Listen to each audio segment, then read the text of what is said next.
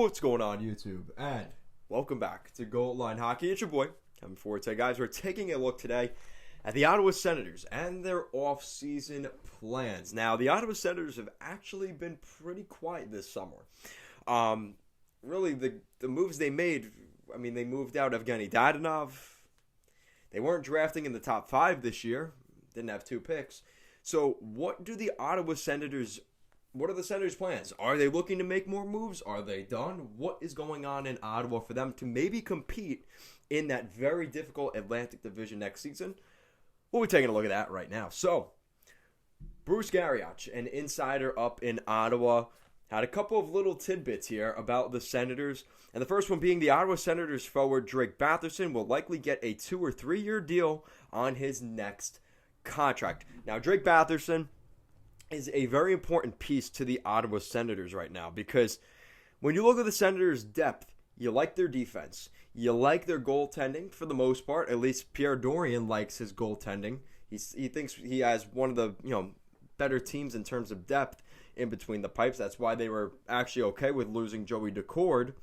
So what about the centers? Because that is something that could end up being a problem. Now, the thing here was Drake Batherson. He's 23 years old. He's a restricted free agent this summer, and he's one of those guys that could fall under the radar. Now, the thing is, with Drake Batherson, they have $28.5 million in cap space. It's not like they don't have the money to sign him. They may be waiting to see what they get here with Brady Tkachuk, and that's going to be the more interesting thing. We'll get into that. But Drake Batherson, again, you need centers on this Senators team. They need centers. So we'll see what happens, but I think this is a huge, huge piece for the Ottawa Senators to have him return. Now, according to Bruce Garrioch again, the Ottawa Senators could use Erik Brannstrom, the right-shot defenseman, as a trade chip for a top 6 winger. Now, the reason that a lot of people are thinking that we could see a Brannstrom trade, you look at their defensive depth, you got a lot of guys. You have Thomas Chabot, Artem Zub, who they just re-signed.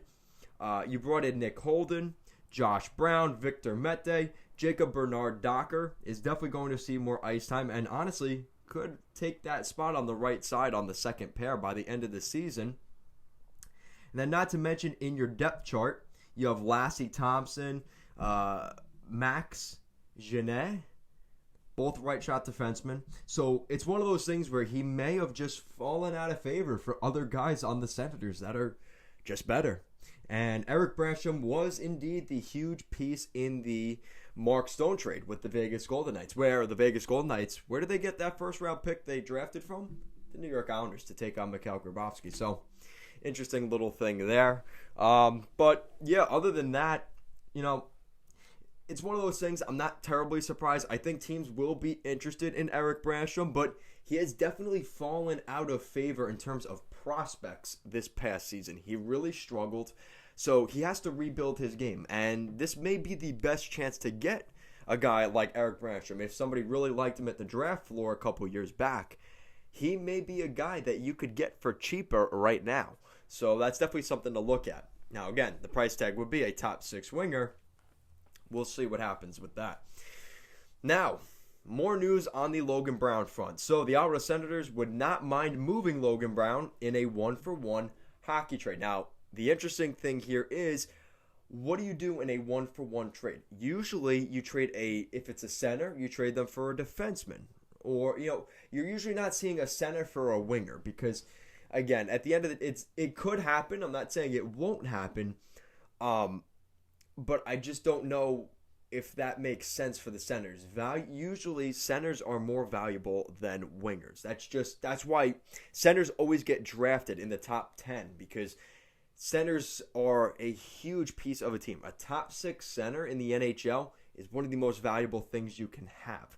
And that's why, again, a guy like Logan Brown, who is seen as a late first-round pick, a power forward-esque guy, you were hoping to see Logan Brown maybe become that, but he has fallen out of the favors of the Ottawa Senators organization, and it makes you wonder, the thing is, he's not impossible to move either, which I think is the good thing, but a guy that he doesn't want to be there, and, it kind of comes down to, He's, like I said, he's a restricted free agent, and he's probably not going to re-sign with the Senators. And the thing is, too, he's only 23 years old, so he still has potential, and he has that first-round tag to him. I'm sure somebody would be interested in him. Now, the question is, could you get that top 6 winger with a guy like Logan Brown? Probably not, but they may look to do that.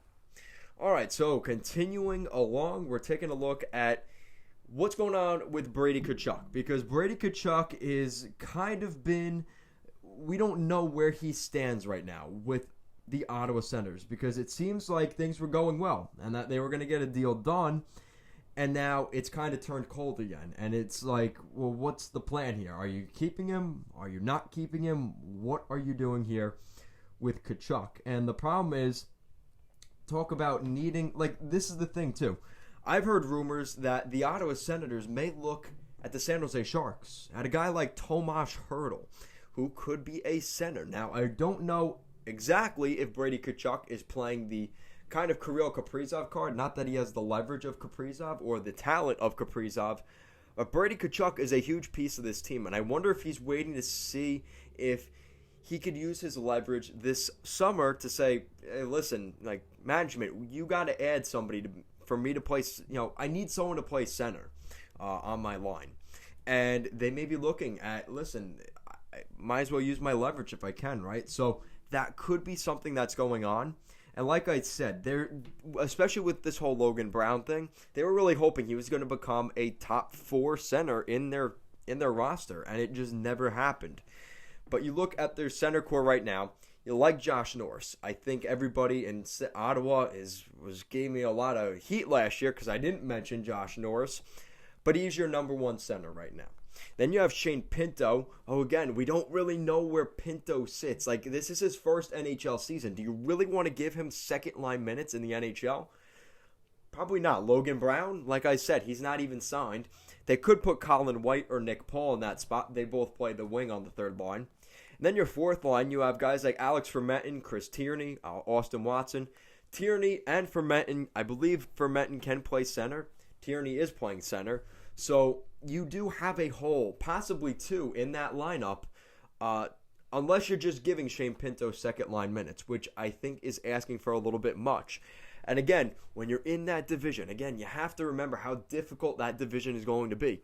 You've got the Tampa Bay Lightning, right, who we could all argue, probably a pretty good team. The Montreal Canadiens, who, mind you, they went to the Stanley Cup final last year. They could slip up this year, absolutely. But again, still the Montreal Canadiens.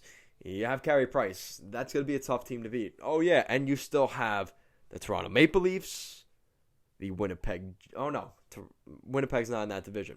Toronto, probably don't have to worry about Buffalo, but they're in that division.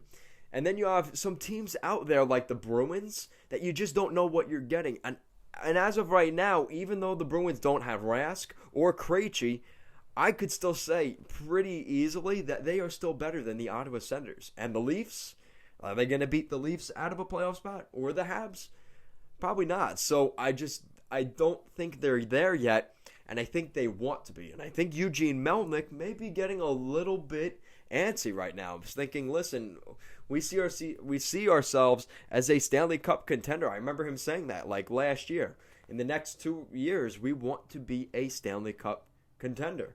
The problem is when you play in a division where you can't make the playoffs, that does become a little bit more difficult. So I hope the best for the Ottawa Senators. They're continuing this kind of turnover of some of their players, but they've got some really good pieces. And I think once you lock up Batherson, who they have listed on Daily Faceoff as the number 1 winger, alongside Tkachuk and Norris, you have some depth, some young depth guys like Stuchla, Pinto.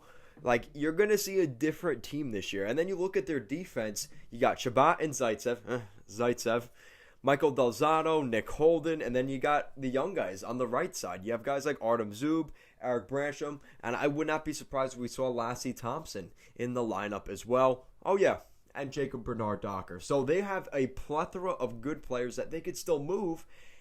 I think they are the team. If it's not the Minnesota Wild, if you want a guy like Tomas Hertl, I think the Ottawa Senators would be a very nice spot for him. So Let me know what you guys think in the comment section down below. What would you like to see Pierre Dorion and the Ottawa Senators do this summer to address some needs, as well as re-signing guys like Batherson, as well as Brady Tkachuk? Let me know in the comment section down below. Guys, thank you so much for watching this video, and I will see you guys next time.